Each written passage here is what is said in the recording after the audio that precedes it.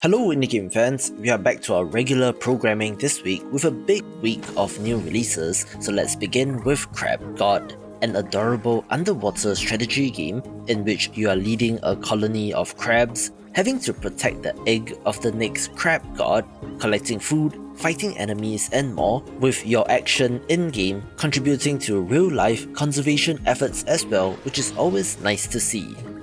Here's an awesome looking city builder title in Dorado the Golden City Builder, in which you are attempting to build the mightiest empire on the peninsula, currying the favours of the gods in order to do so. This has been in development for quite a bit and looks like the classic Impressions style city builder games, with the theme being the most interesting part, although I don't know how historically accurate this will be. This video is brought to you by Otherlights, an action RPG with roguelite elements that has a very interesting setting, taking place in a sunless world in which our heroes must battle their way to access a solar fragment that is protected by powerful guardians. The sun has disappeared, but there are bastions of light in which humans have found and congregated around these, but in between these havens are wastelands of darkness known as the Abyss. Of course, these are filled with monsters and enemies to battle, with the variety of character classes, weapon types and skills adding to the fun combat. Curiously, the developer talks about being able to take on adventures in the past which will affect the main quest, provided that the temporal balance is not broken, so there appears to be some time-travelling shenanigans, and with co-op support for up to 4 players, does look like fun with friends. So if interested, wishlist the game on Steam via the link in the description below.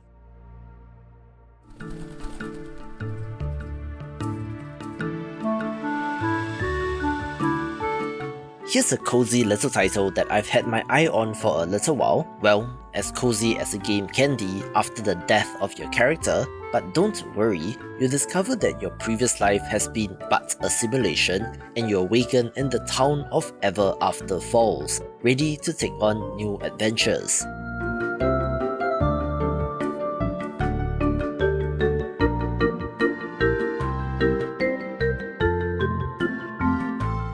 Of course, this has an adorable look, and the anthropomorphic animals in the village give it a little bit of an Animal Crossing vibe.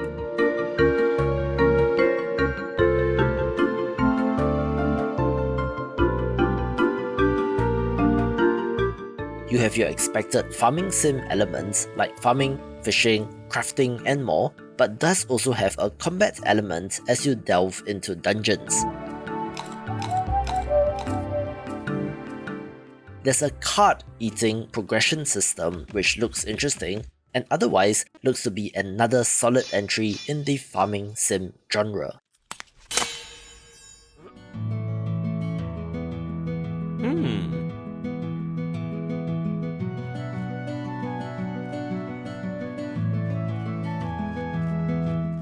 A game which I did preview for the month is TRADESMAN Deal to Dealer, a merchant simulation game for lack of a better term, in which you have to buy low and sell high in order to profit.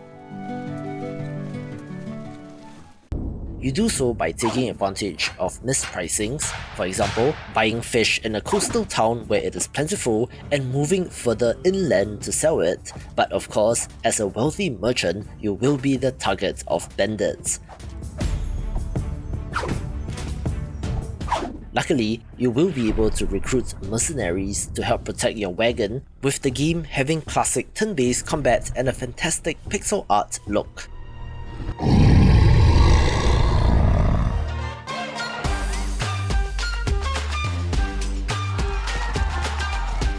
From the developer of Yonder, the Cloudcatcher Chronicles and Grow, Song of the Evertree, comes Go Go Town, a city building management game that looks adorable, in which you play as the mayor of a rundown town with the goal of revitalizing it in order to attract tourists. You might want to think of this as a city builder, since at its core, you are selecting where to build shops and amenities, but you do also have a player character avatar that has to walk around town rather than the omniscient god hand as in games like SimCity, and layers in farming sim elements like resource gathering, fishing and crafting as well. looking absolutely adorable and is worth a look.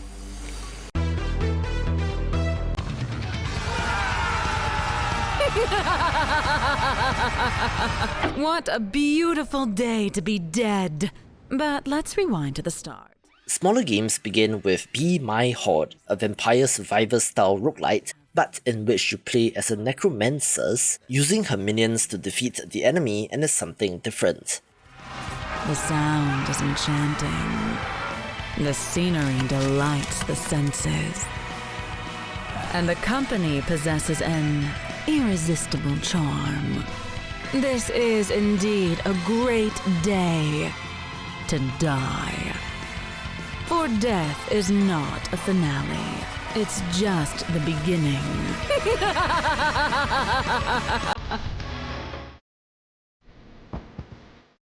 An interesting looking first-person factory building game is Chocolate Factory, so if you love titles like Satisfactory, there might be something of interest here.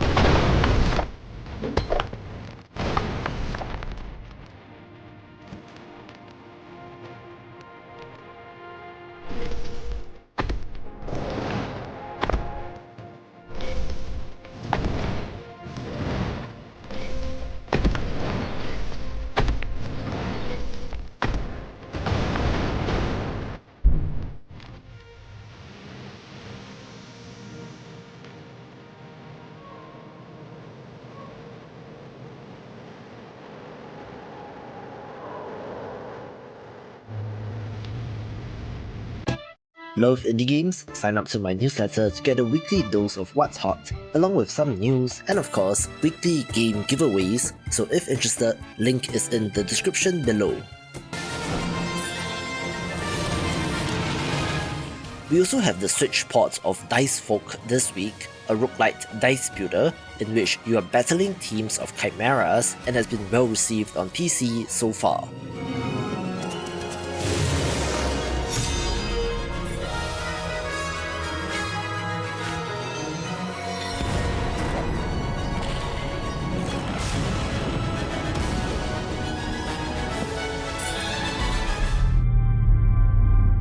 A neat looking city builder title is Dystopika, a sandbox builder that allows you to construct cyberpunk cities, but do note that there are no goals or systems in this, falling into the interactive toy subgenre.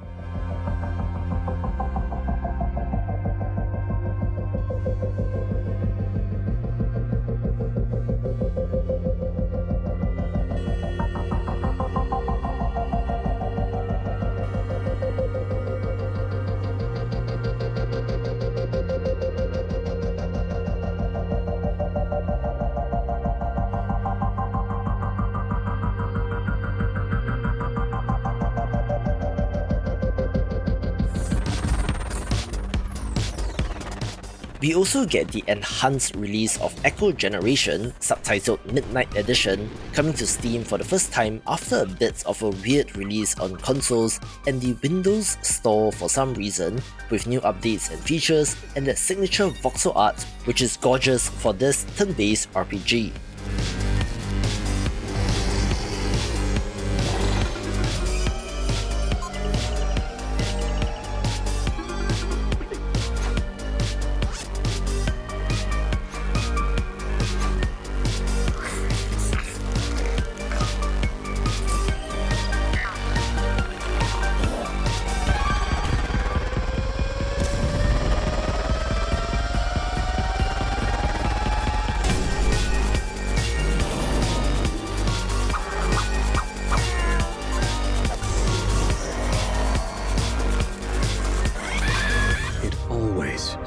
like this.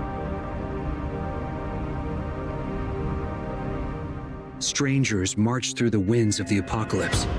They think only of what they must do, not of what they should do.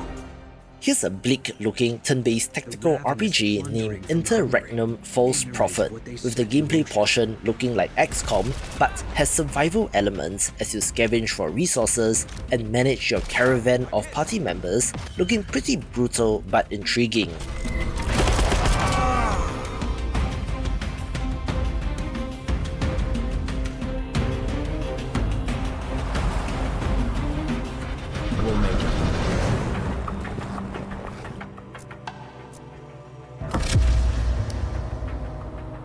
Good choice.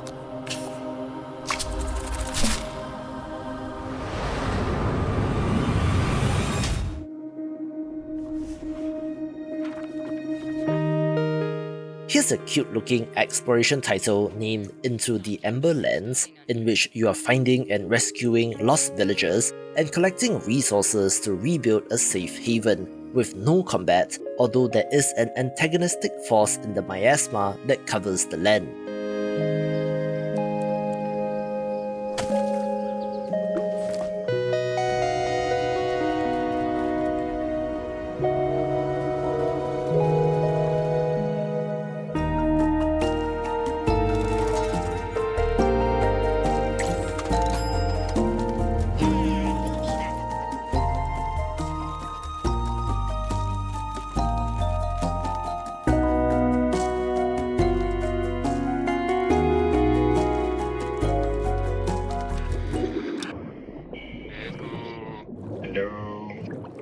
Where is the card? Hi. Got it. Ah, nice. We go this way? Yeah, you went this way. Murky Divers is the latest in the line of co-op horror titles, think Content Warning or Lethal Company, but underwater, in which you need to dispose of all the evidence of your employer's failed experiments, with underwater monsters lurking around and looks to be doubly terrifying, and is the hidden gem of the week. Oh no.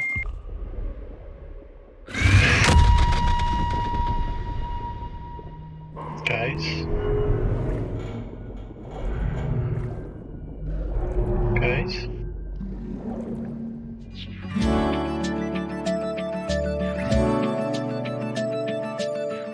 The developer of Nebula Flow did reach out, and I wanted to help them along, since this is a cozy rhythm game that reminds me a little bit of Bit Trip Runner, with a nice pixel art look and chill vibes.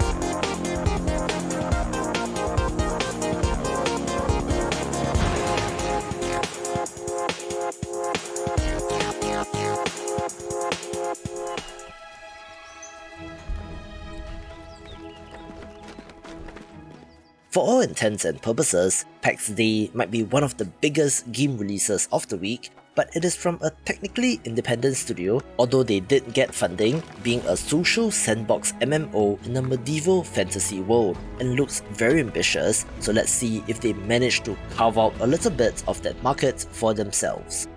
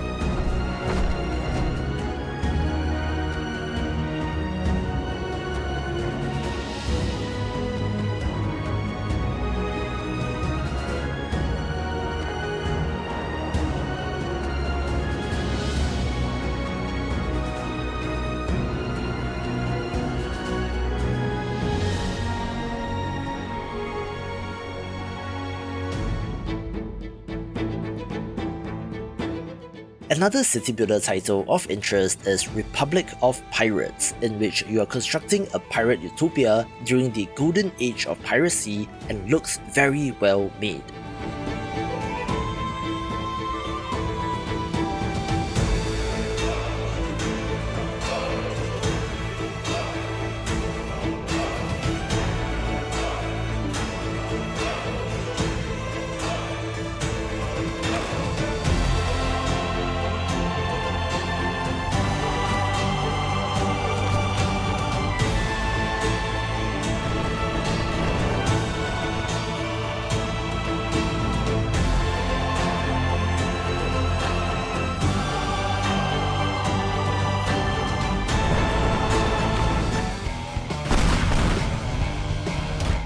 You might not consider Teardown to be indie anymore since the IP was sold to Saber Interactive, which is under the Embracer Group, and the changes to the game's direction has not been the most positively received, but they are forging ahead with the release of Folkrace, a paid DLC which is part of their season pass that adds a new single-player campaign with new maps, vehicles, and driving modes.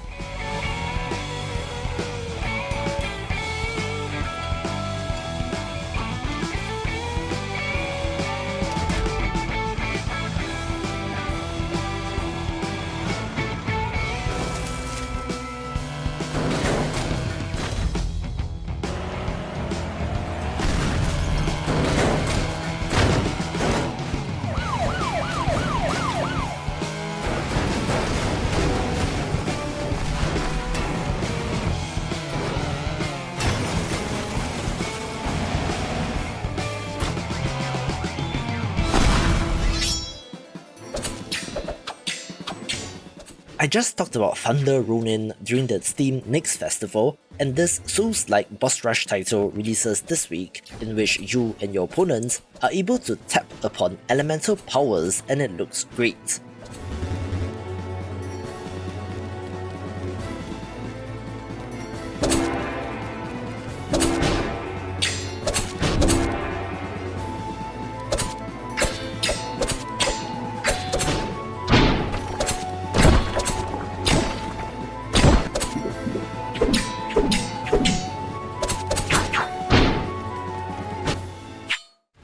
The archenemy has seized a crucial manufactorum on Graia. Descend into the depths of the Forge Complex and purge them! One of the biggest recent successes in the Warhammer gaming universe is Warhammer 40k Boltgun, releasing the Forges of Corruption paid DLC, adding a new 5-level campaign with new weapons and enemies as you once again battle the forces of Chaos Abomination! The Hell Brute! Scorch scores of heretics with your multi-melter! Or blow them away with your missile launcher! Boom goes the Chaos Bill! If you're up for the challenge, dare to face endless waves of foes in our new Horde mode! For the Emperor! This one's for indie game developers. The free indie game marketing resources are ready, so sign up via the link in the description below to get it in your mailbox. Here's a neat looking visual novel title named Tavern Talk, following in the footsteps of Coffee Talk and Valhalla, but instead of modern times with fantasy creatures or cyberpunk, this is straight up set in a medieval fantasy tavern. You are mixing drinks for your patrons that will have an effect on them, further affecting the world outside of the tavern depending on the drink, and looks to be fairly similar to those two other games. But hey, they are popular for a reason, so this is of interest. Your tavern, the Wayfarer's Inn, is a place where you meet a cast of colourful adventurers. Mix magical drinks to help your patrons succeed on their quests.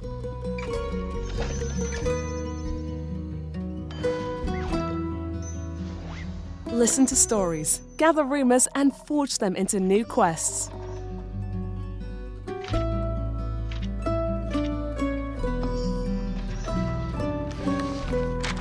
Explore the stories of more than 18 different characters that are visiting your tavern. experience a game about found family and with a lot of nerdy humour. Dive into a new fantasy world with a deep lore and a big mystery to uncover.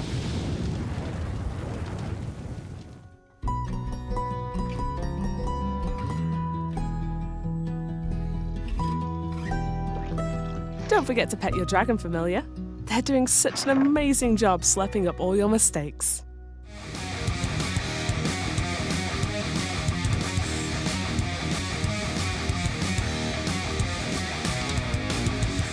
Here's an impressive looking survival crafting action RPG titled Askar, which is pretty much Valheim in having the Viking theme and crafting elements. However, there are some notable changes, such as being able to attract NPC villagers who are supposed to have some amount of intelligence, a more expanded village building element which includes constructing defenses and fighting off monsters who will attack you.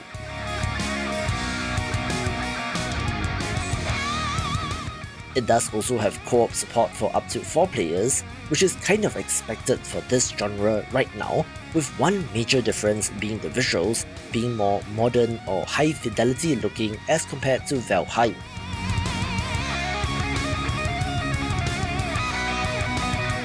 However, visuals are not everything, so I'm curious to see how this does since Valheim is still holding strong, peaking at about 50,000 concurrent players on the Steam daily charts.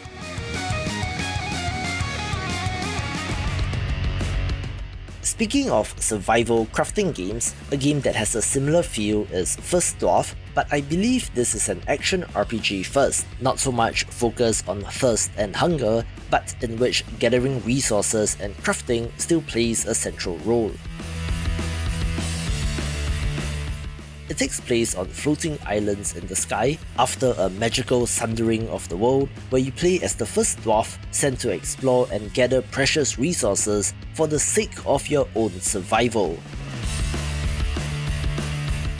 There are city building elements as well, as you attempt to automate your resource gathering, but not to the extent of it being a factory builder game.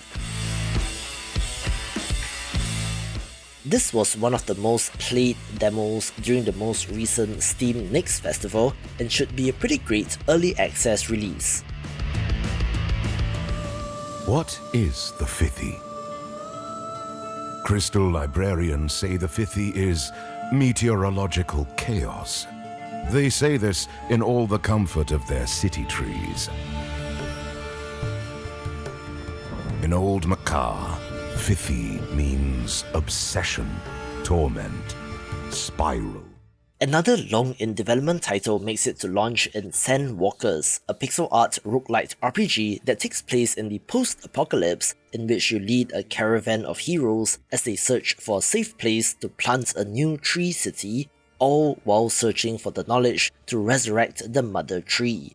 This comes to us from the developer of Legend of Keepers, Career of a Dungeon Master, a reverse dungeon crawler roguelite RPG in which you were fighting off heroes with your monsters and was excellent, with this game returning to the more traditional playing as the good guys with an awesome look and should be fantastic. There is no end to this agony of descent. I first came across this game in what must have been 2019, so that's 5+ years and counting. And as a 90s kid myself, the Cartoon Network looking visuals of #Blood immediately captured attention, so it's fantastic to see them make it to launch. This is an action-adventure game in which you play as a high school freshman who just so happens to be from a long line of vampire hunters, having to take on the bad guys when things go horribly wrong. And in contrast with the sanitized cartoons, this does get very bloody indeed. The action looks fantastic, as are the art style and animations, being a no-brainer pick for the week. Watch this video for more Zelda-style games. Time and technology with the fate of Carpentersville hanging in the balance.